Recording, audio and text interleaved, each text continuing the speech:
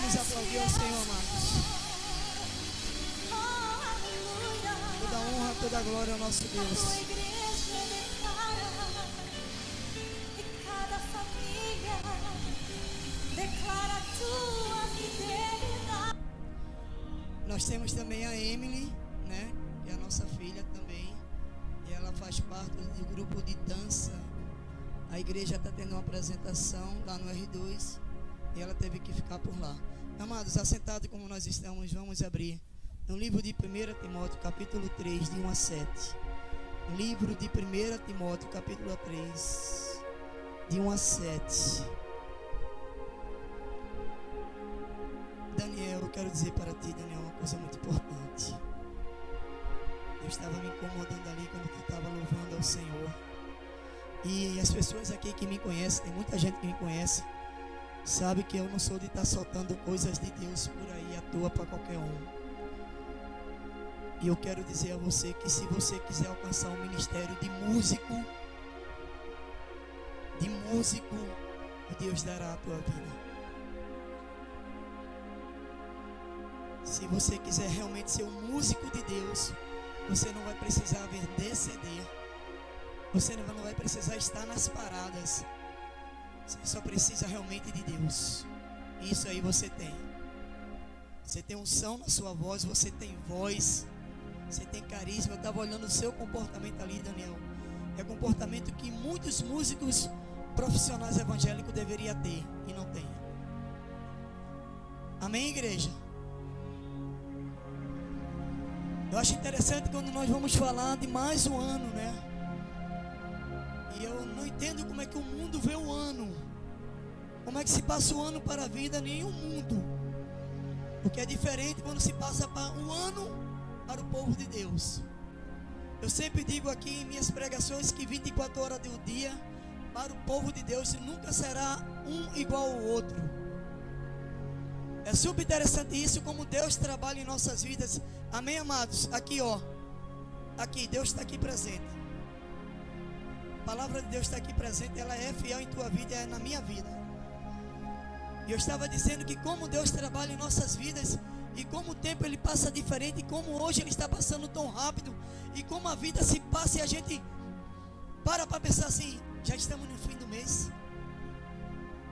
E como o ano para o mundo se passa diferente, e como é muito diferente o ano para o povo de Deus, e como é mais diferente para quem tem um ministério, agarra um ministério e procura edificar a sua casa dentro do ministério, porque o verdadeiro ministério começa dentro de casa.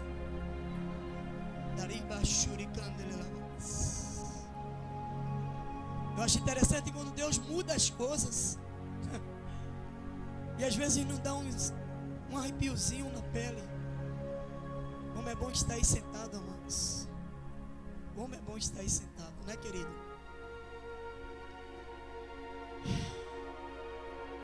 É interessante como as pessoas estão brincando com o ministério e não entendem o que é ter um ministério, o que é ter convicção daquilo que Deus tem com a vida da pessoa, sem podermos analisarmos a frequência que Deus vê a cada um de nós, de como é feita a chamada, de como é feito o ministério, e que preparo tem, que preparo é. Está acima do conhecimento humano, acima da visão humana, está acima de tudo que aprendemos dentro do seminário. Eu digo porque também eu fiz. Está acima de qualquer comportamento, porque não é bem comportado que vai surgir um ministério. Não é ter uma boa leitura, uma boa dicção, um bom português que vai surgir um ministério. Mas é saber que o ministério está dentro de você, está dentro da sua esposa, dentro da sua casa, e sua família faz parte. Achei lindo quando o Antônio disse, não é a igreja na nossa casa, mas é a nossa casa dentro da igreja. E é uma realidade. E todo pastor, todo evangelista, presbítero, ou seja, o cargo que ele tiver, ele sabe quanto é importante ter uma companheira que realmente entenda a dor e o sofrimento, a angústia, a dificuldade, e às vezes é prosperidade, alegria e tanta felicidade que alguns ministérios têm para dar e não dão aqueles que deveriam dar ao modo que nós vemos. Mas Deus sabe o que dá a qualquer um como Ele quer. Poderia estar aqui 500 pessoas, mas só estão aqui aqueles que Deus quer que estivessem aqui. Eu conheço o grande homem, gosto muito de citar ele, porque é uma pessoa que está no meu coração. É o pastor Carlos do Pandeiro. E um dia ele chegou para mim e disse: Elias, eu durei muito para entender porque eu só tenho aquelas pessoas. 45 pessoas, 40 pessoas. E é um homem de uma unção, de uma visão, de uma revelação, um poder profético, um exemplo, um homem de honra, um homem de testemunho. Mas só tem aquelas pessoas. E ele disse: eu demorei muito a entender. Porque ainda que eu tenha aquelas pessoas, eu sei que se eu morrer em Jesus, eles também irão morrer em Jesus. Eles não irão se desviar. Eu poderia ter 5.000 pessoas e poderia perder 90% de todas elas.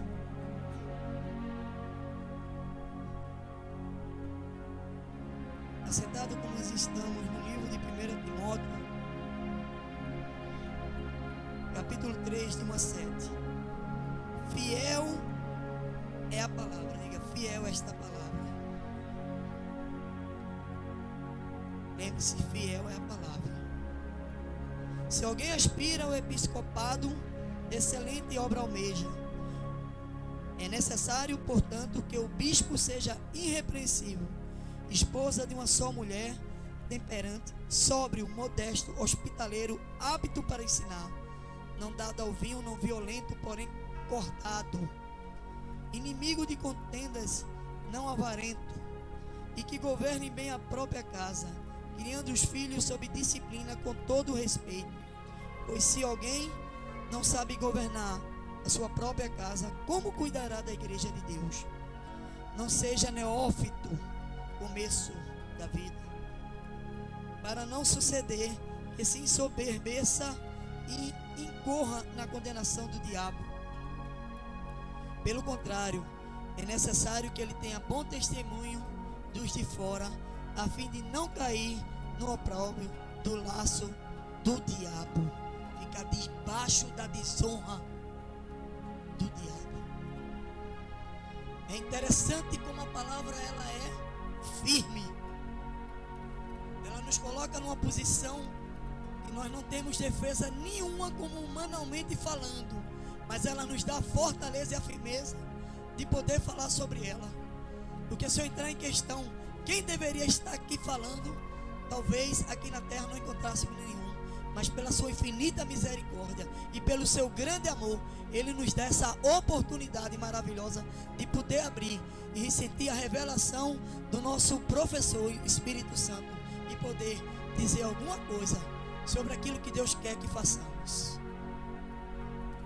É interessante quando às vezes almejamos tantas coisas, gostaríamos que tudo desse certo devido à nossa visão religiosa, que é bom, entre aspas, é bom, entre aspas, mas não é tudo, porque é um conceito entre nós requerer que certas coisas que já vem há muito tempo atrás trazendo dentro da igreja para nós como procedência.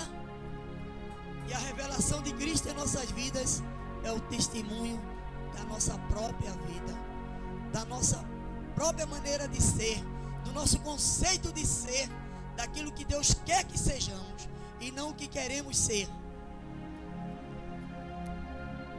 Eu vou ler uma coisa aqui para vocês que me chamou muita atenção. Eu guardo esse papel aqui com tanto carinho, com tanto amor.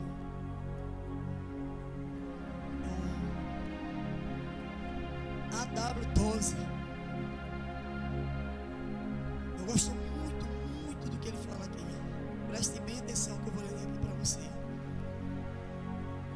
Eu quero que em sua mente seja cativa tudo que nós vamos ler agora. Senhor Jesus, aproximo de ti em busca de preparação espiritual.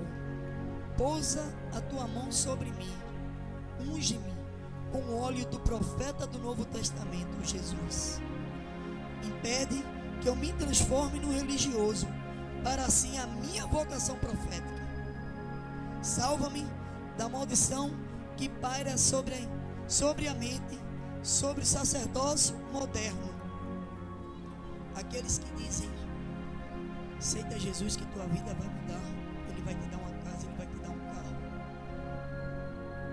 Porque o Jesus crucificado, parece que ele está um pouco abandonado. Jesus só muda a tua vida se Ele te der um carro, se Ele te der uma casa. Ele vai mudar a tua vida porque tu vai prosperar, porque tu vai ganhar bem. E o sacerdócio moderno, ele está querendo mudar isso em todos os cantos, no mundo inteiro. A maioria das pregações lá fora tem sido isso. E o sacerdócio real diz: vinde a mim, vós que estás cansado e sobrecarregado, toma a tua cruz e siga-me.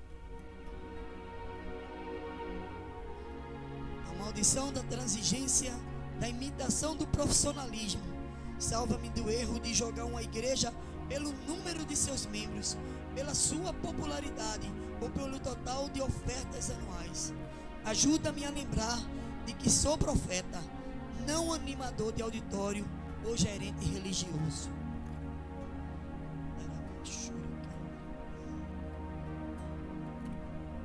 Que eu nunca me transforme num escravo das multidões e querer fazer apenas o que eles querem ou preencher os egos deles.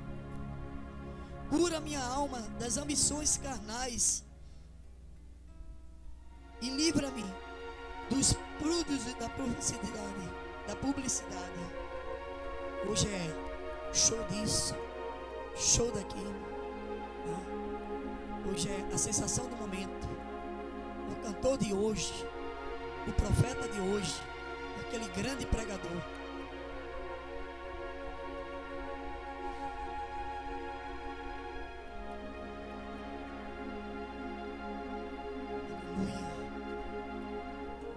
Salva-me da servidão das coisas materiais, fazer o temor pousar sobre mim, ó Deus, e impele-me para o lugar de oração, onde eu possa lutar com os principados e potestades. Efésios 6, de 10 a 20, está muito esquecido. E príncipe das trevas deste mundo, livra-me de comer demais e de dormir demais. Ensina-me a autodisciplina para que eu possa ser um bom soldado de Cristo. Assim falou Paulo. Não peço um cargo fácil. Aceito trabalhar duro e ter pequenas compensações nessa vida. Estão fazendo hoje ao contrário. Se outros procuram o caminho mais plano, eu procuro o caminho mais árduo, sem o julgar demasiadamente com severidade. Esperarei oposições e procurarei aceitá-la serenamente quando ela vier. Ou se, como por vezes sucede ao teu servo, o teu povo bondoso me obriga a aceitar ofertas expressivas de gratidão. Conserva-me ao teu lado e salva-me da praga que isso frequentemente se segue. Ensina-me a usar o que porventura recebe de tal modo que não prejudique a minha alma, nem diminua o meu poder espiritual. E se a tua providência permitir que eu receba honras da tua igreja, que eu não esqueça que sou indigno da mais infinita das tuas misericórdias. E que se os homens que se conheçam tão intimamente como eu conheço a mim mesmo, me retirariam das honrarias para as darem a outros mais dignos. Consagro-te agora, Senhor, do céu e da terra, o resto dos meus dias, seja ele pouco ou muito, consoante a tua vontade. Quer eu me errega perante os grandes, que ministre os pobres e humildes, que eu tenha em vista que essa escolha não é minha e nem não a influência, mesmo que eu pudesse. Sou teu servo para cumprir a tua vontade. Ela é mais doce para mim do que posições, riquezas, famas, e escolho acima de tudo o mais na terra ou no céu. Embora eu tenha sido escolhido por ti e honrado por uma alta e santa vocação, que eu não esqueça que não passo de um homem de pó e cinza, com todos os defeitos e paixões naturais que atormentam a humanidade. Rogo-te, portanto, meu Senhor e Redentor, que me salve de mim mesmo e de todo o mal que eu pude fazer a mim mesmo, enquanto procuro ser uma bênção para os outros. Enche-me do teu poder pelo Espírito Santo, e eu caminharei a tua força e proclamarei a tua justiça. E tão somente anunciarei a mensagem do teu amor, Redentor, enquanto tiver forças. E, Senhor amado, eu for velho, estiver fatigado, demasiado cansado para prosseguir, prepara-me um lugar lá em cima e conta-me entre os números dos teus santos na glória eterna. Amém. Para um jovem que se prepara para o ministério, para um jovem. E hoje, irmãos, vivemos muito diferentes. São pensamentos que interferem realmente na realidade daquilo que Deus tem conosco. E uma das coisas que nós devemos mais compreender e entender naquilo que Deus traz para nós é que devemos tomar cuidado de nós mesmos e da nossa doutrina. Continuar nos deveres para fazermos assim, salvar tanto para ti mesmo como para os teus ouvintes. Porque para que estamos aqui, se não para ganhar vidas? De nada mais.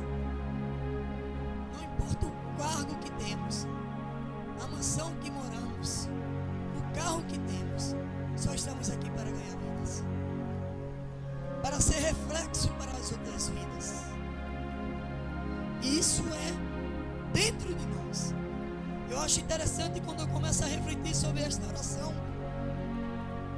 E esta oração me faz refletir o quanto nós precisamos renovar os nossos conceitos do que somos e o que Ele é para nós, e o que Ele representa para nós. Tudo esperamos, tudo, realmente esperamos tudo dEle, porque dEle, por Ele e para Ele são todas as coisas.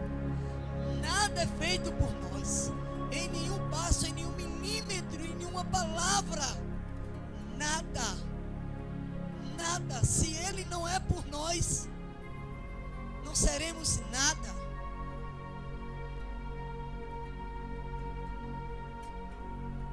Eu tenho convicção disso aqui, irmãos. Plena certeza disso.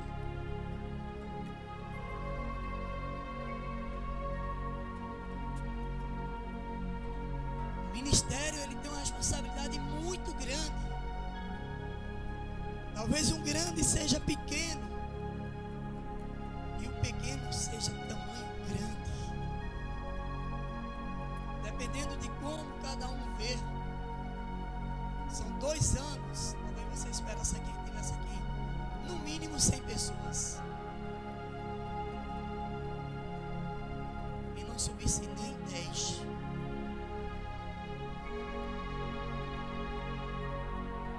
Não pense que o que almejamos é fácil.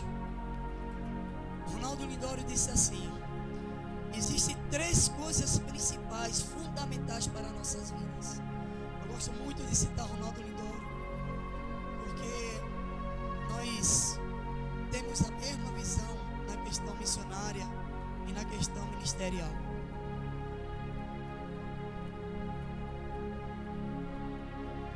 A primeira é fé. Não só porque sem fé é impossível agradar a Deus, mas porque a fé, ela é fundamental para o ministério. As coisas, elas têm que acontecer, independente de tudo em nossas vidas. Ela tem que acontecer, seja no ministério pastoral ou no ministério missionário. A segunda é convicção, porque não pode haver dúvida nenhuma.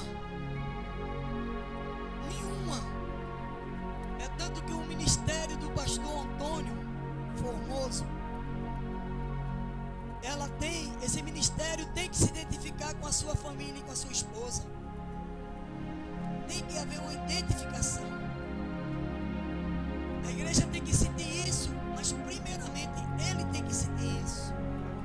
E a sua esposa tem que fazer parte desse ministério. E o quanto tem feito? E o quanto tem feito? Eu conheço a digníssima irmã Néa, mulher de Deus. Nós conhecemos. E o pastor sabe o quanto é importante. Você sabia que quando o homem de Deus tem um tempo, eu nunca esqueço, quando o capelão chegou para mim e disse: Elias, se nós fôssemos preparar realmente o sermão, como deveríamos preparar o sermão, para que a nossa esposa e a nossa família compartilhassem o sermão, uma semana seria muito pouco. E Deus nos dá liberdade às vezes, de dias, 2 dias, 3 dias, preparar o sermão. Porque Ele intervém nesse lado de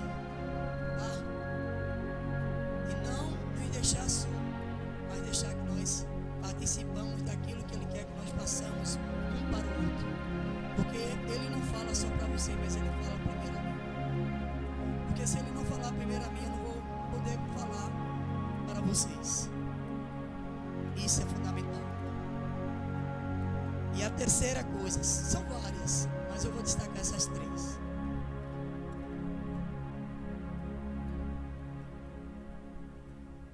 É que no ministério pastoral, a igreja se identifica com o seu pastor.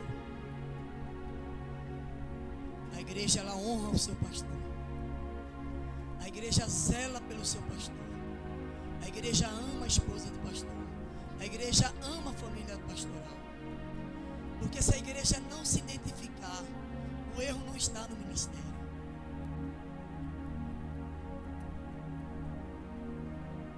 É uma verdade, irmãos. A Bíblia ensina isso. O erro não está no ministério. Ou você pensa que é fácil uma pessoa cuidar de muitas ovelhas? Toda ovelha, ela é preciosa. Lembra, eram 100 ovelhas. Lembra, era 10 dáquilos. Mas faltando uma, ela levou o dia procurando na sua casa até achá-la. Todos nós somos importantes para o pastor. Todos nós somos importantes para a família pastoral. Todos nós, ele tem um jeito de tratar, um jeito de cuidar, uma expressão diferente para a vida de cada um. E seguir no ministério não é fácil. Prosseguir no ministério não é fácil. Em tudo que nós fazemos, não importa qual seja o ministério, nós não podemos perder o foco.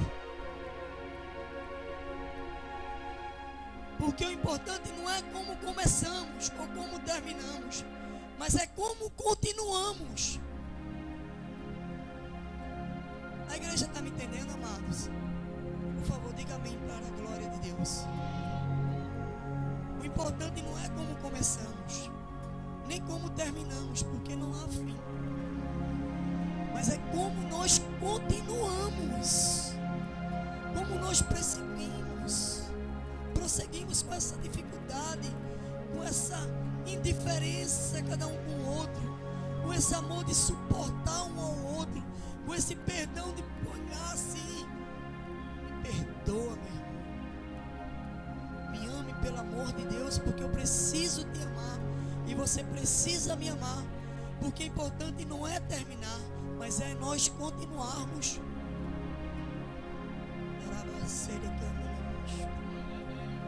É continuarmos, amor.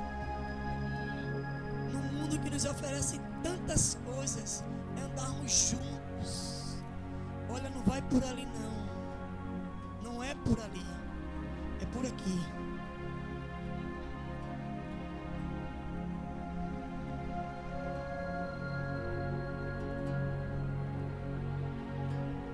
Não é saber dos nossos erros, ou do erro de um e do outro, mas Deus é perdoar e entendê-lo. Não podemos perder o foco, porque nós devemos saber para que viemos. Ou qual é o nosso alvo? Qual é o nosso maior alvo? É Jesus. É a esperança. E a cada dia que se passa, ela tem que estar viva dentro de nós.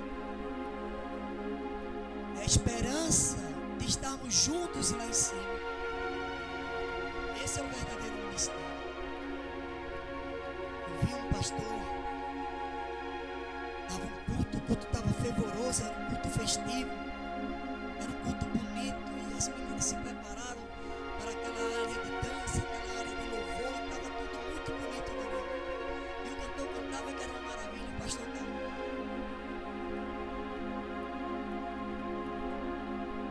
E o pastor fez.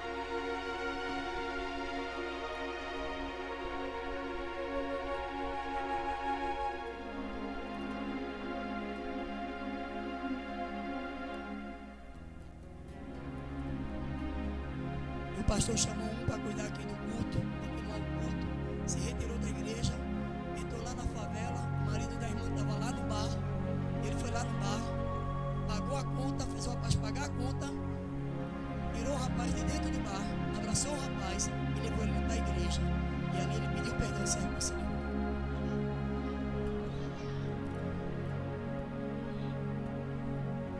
Esse é o ministério, irmãos, e sente a falta de cada um de nós, e se preocupa com cada um de nós, que foi invadir a casa do inimigo e tirou um rapaz da mesa de bebida e abraçou ele, chorando, foi falando com ele: você vai entrar comigo na igreja, ali eu vou estar contigo. E hoje esse rapaz é o diabo. Quem é mais importante aqui? Quem é mais preparado? Quem é mais eficaz? Quem é mais perfeito? Quem está a cada dia preparando um novo dia para nós? Um rapaz chegou para mim, e às vezes a gente passa um momento difícil, eu faço, meu Deus, eu até brinco com minha esposa e ligo: poxa amor, hoje não está dando peixe. E o rapaz disse, vejo que o rapaz não evangélico disse para mim: você está enganado, quem prepara o dia para a gente é Deus, não é você. E de repente deu tanto peixe, amados. Antônio sabe o que está falando. Léa também viu, eu cheguei aqui de táxi, hoje eu sou taxista. E às vezes não sai ninguém do hotel, ninguém dos edifícios do lado. Eu fico, meu Deus, o que está acontecendo? Muda o quadro, de repente Deus muda o quadro. São 14 táxis, aí sai todo mundo com clientes. E vê um rapaz que o evangelho que faz: você está enganado, quem faz o nosso dia é Deus, não é você. É verdade, irmãos, é verdade. Quem prepara o dia é Deus, não somos nós. Não é a nossa capacidade, não é o carro limpo, não é o carro preparado, não é a roupa bem passada, bem limpinha. É Deus.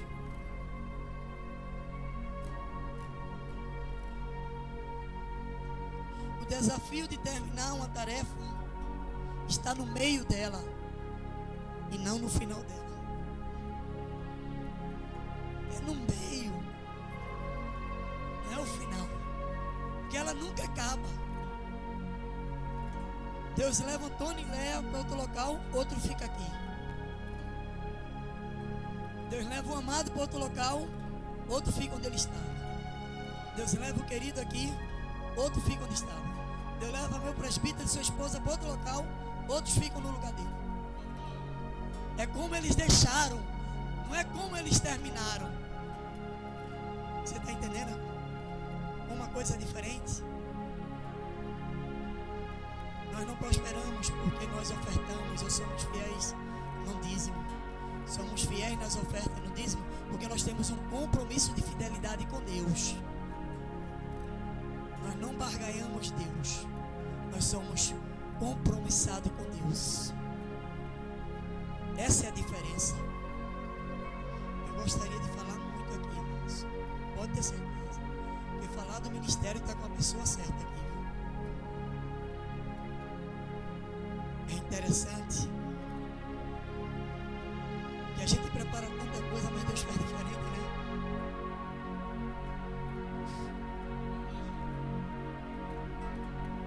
Vocês me dariam uns 5 minutos? Amém? Eu gostaria que vocês meditassem no hino.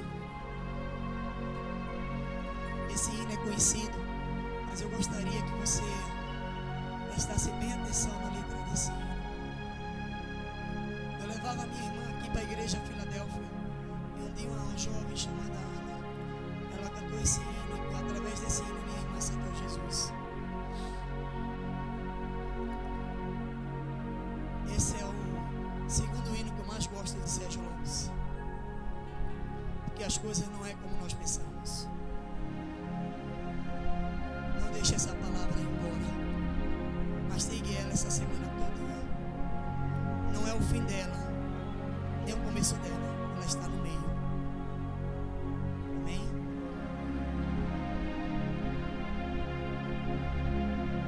Não sou bom de cantar não, viu, Max? Louvado seja Deus.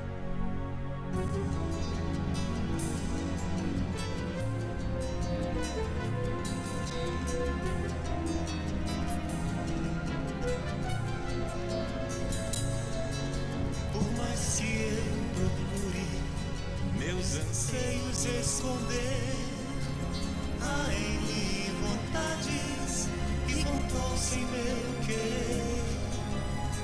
Tua santidade é só o que eu quero ter, mas Senhor, como proceder? Se à noite às vezes o silêncio me seduz e por torpes rumos meu coração me conduz, uma sombra me persegue mesmo onde há tanta luz, me quebranto quando vejo tua cruz. Quero tua voz ouvir quando o vento vem me corrigir, me ensinando que preciso caminhar, sem me importar por onde for, de onde vim, sou que só estou. Só preciso ter certeza que em mim tudo já mudou. É verdade.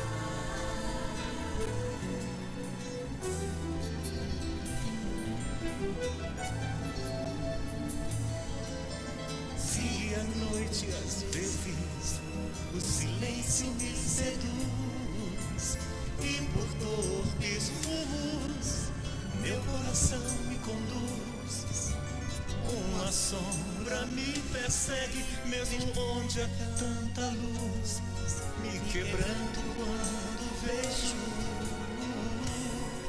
tua cruz. Quero tua voz ouvir quando o vento vem me corrigir, me ensinando que preciso caminhar, sem me importar por onde vou, de onde vim, sou que só estou. Só preciso ter certeza que em mim tudo já mudou.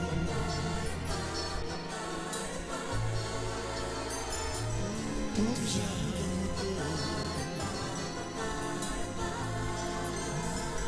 Tudo já mudou. Vamos colocar de pé na presença do nosso Deus. Ele fala: eu que só preciso ter certeza. O ministério, quem está à frente, tem que ter certeza.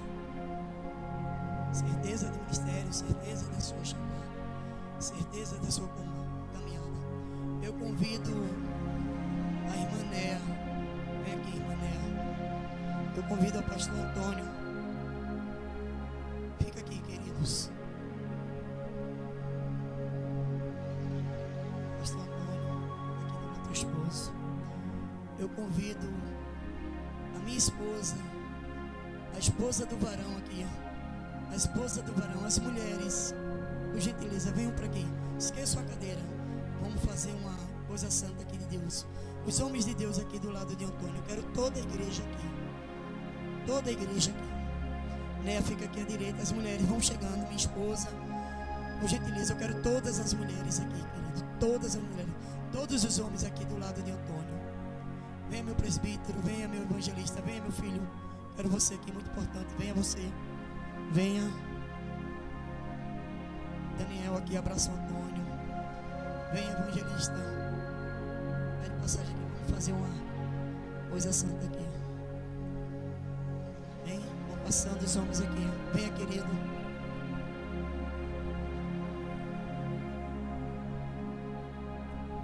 Eu quero que você sinta que o ministério não é sozinho.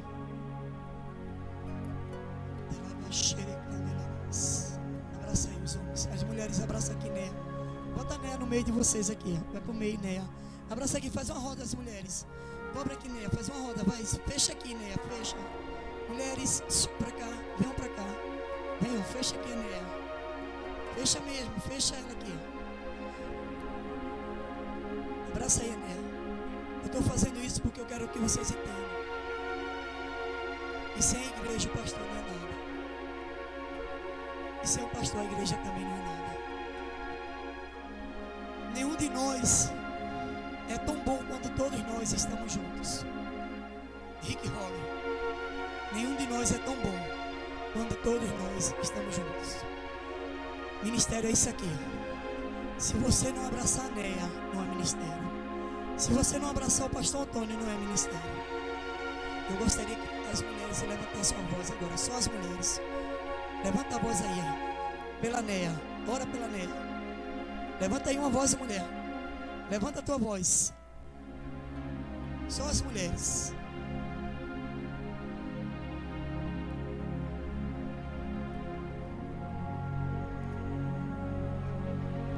Se Deus tem tua filha aí, Senhor.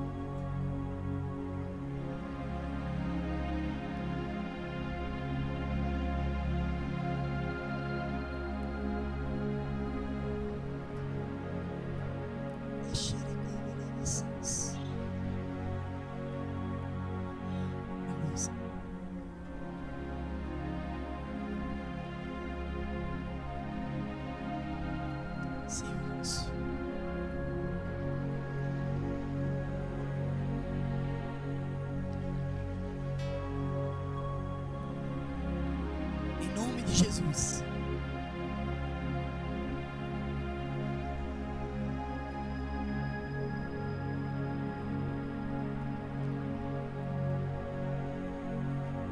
Amém. Agora eu gostaria que todos os homens aqui orando pelo pastor Antônio. Eu quero que você sinta o que é o ministério. Um homem levanta a voz agora. Senhor Jesus.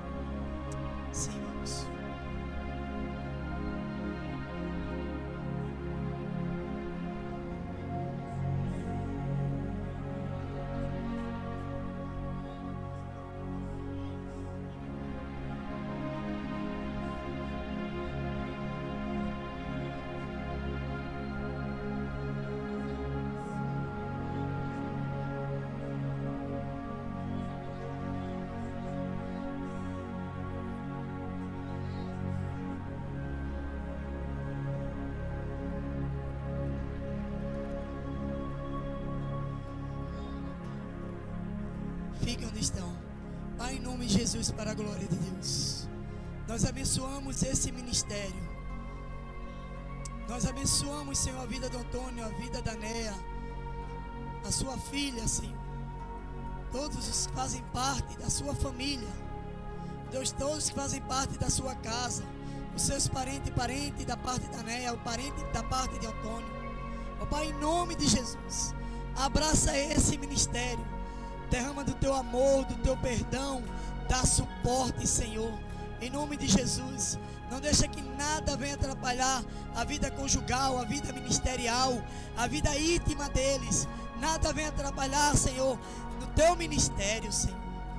Que eles venham olhar sempre para a frente, continuando, e prosseguindo, Senhor, em querer fazer a tua obra. Abençoa, Senhor, para que todas as coisas sejam feitas conforme tu queres. É o que nós oramos, em nome de Jesus. E a igreja diz, amém. Podeis assentar, amados. Eu quero ler só um versículo, enquanto vocês vão sentar, para a nossa meditação.